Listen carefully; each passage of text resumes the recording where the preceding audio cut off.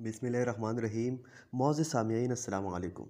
नाज़रीन गिरामी, आज हम आपकी खिदमत में एक ऐसे शख्स का तज़किरा करने वाले हैं जिसने रिवायात के मुताबिक जादू की दुनिया में इस कदर शोहरत हासिल की कि वो आज सदियाँ गुजरने के बावजूद 21वीं सदी के इंसान के लिए भी एक अफसानवी किरदार की हैसियत इख्तियार कर चुका है, जिसको आज का इंसान सामरी जादूगर के नाम से जानता है। ये शख्स कौन था और इसका असली नाम क्या था, इसकी वजह शोहरत क्या है, जबकि दौर कदीम और दौर हाजिर की महक़्क़ीन के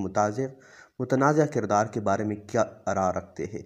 इस सब को आज की इस वीडियो में ज़ेर बहस लाने की कोशिश की जाएगी। सो दोस्तों, आप देख रहे हैं यूट्यूब इसके मारूफ चैनल राही रोशनी को। लेकिन इस जादू की नगरी में कदम रखने से कबल ही हस्ब रिवायत अपने इस काफ़िले में शामिल होने वाले नए दोस्तों से दरख्वास्त करेंगे कि वो पहले हमारे चैनल को सब्सक्राइब करते हुए साथ मौजूद बेल आइकन को भी क्लिक करें,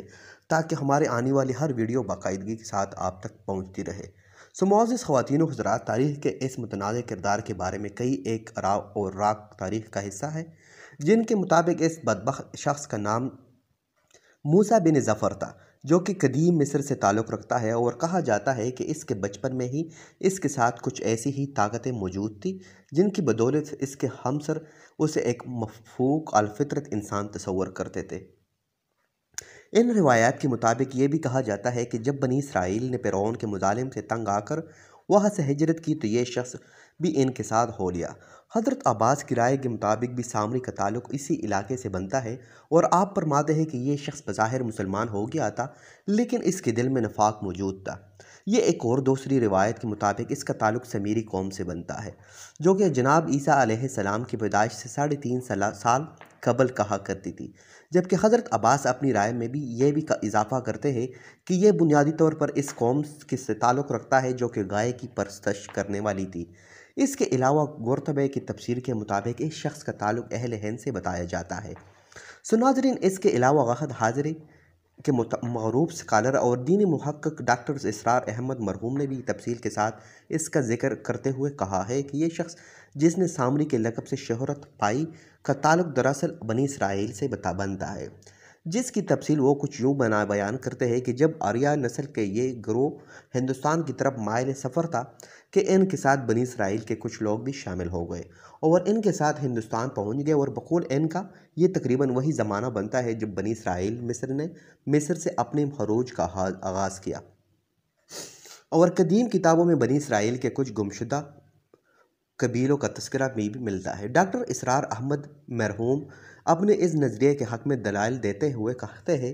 कि चूँकि बनी इसराइल के इन कबाइल के अकायद के मुताबिक वो गाय की पूजा भी कायल थे, और यही वजह है कि मखलूकी तहज़ीब की वजह से हिंदुओं की में भी इनके यहाँ यही अकायद हिंदू गाय माता की पूजा में मसरूफ़ है। और वो कहते हैं कि उन्हीं लोगों में सामरी भी शामिल था, जो कि बाद अज़ा हिंदुस्तान का मकीन हो गया। बल्कि इस नज़रिए के बारे में ये दलील भी दी जाती है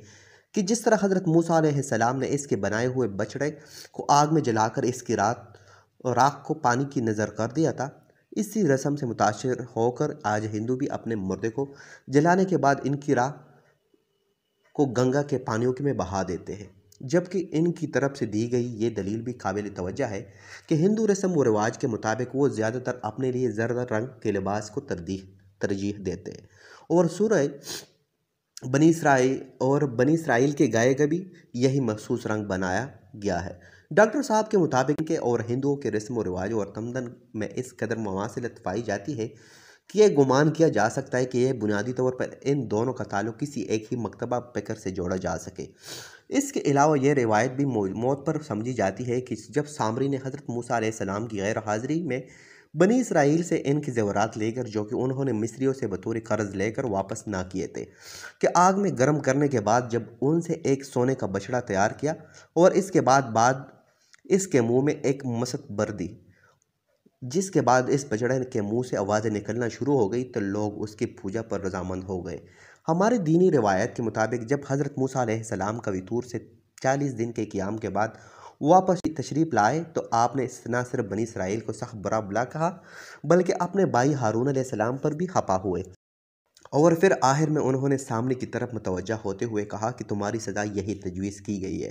कि इसके बाद तो मरज जन्नों का शिकार हो जाए और पागलों जैसी हरकतें करता हुआ मर जाए, जबकि लोग तुझको नापसंदीदा समझते हुए तेरे करीब आना भी पसंद ना करें। सच सिर्फ अल्लाह को मालूम है और कहा जाता है कि सामरी का अंजाम भी इसी सूरत में हुआ था।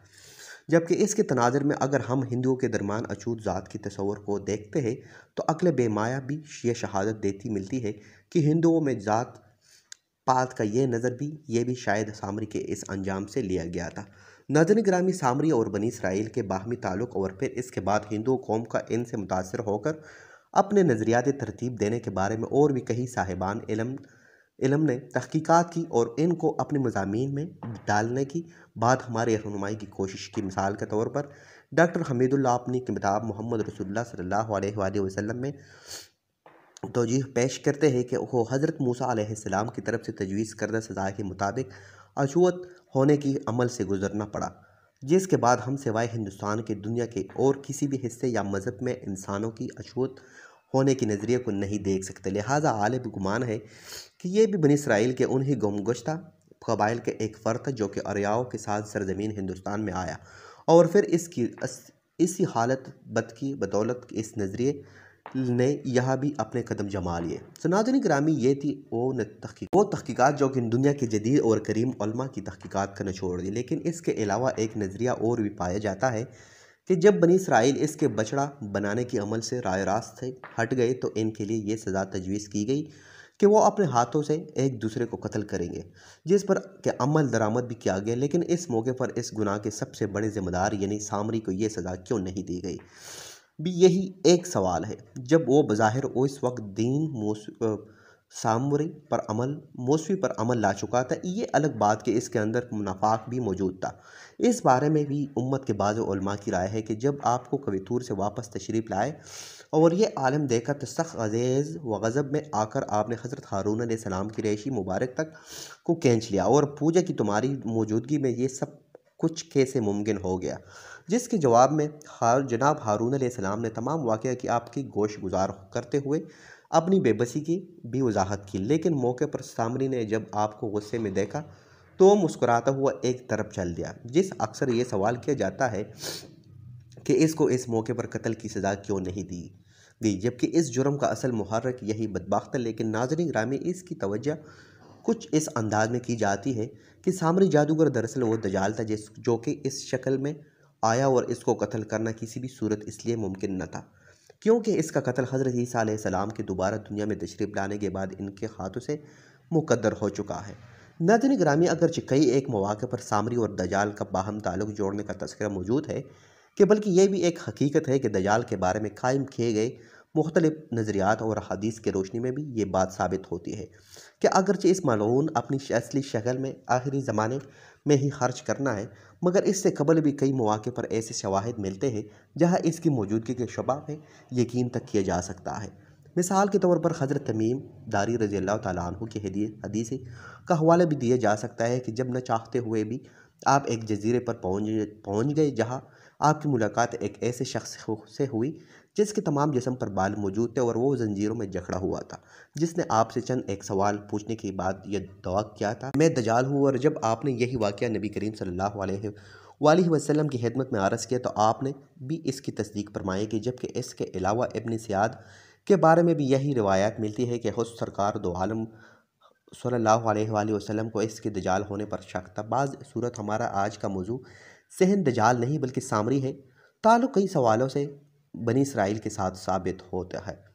नाज़रीन गिरामी, आज के लिए बस इतना ही। वीडियो पसंद आने की सूरत में हमारी वीडियो को लाइक करें, शेयर करें, कमेंट करें,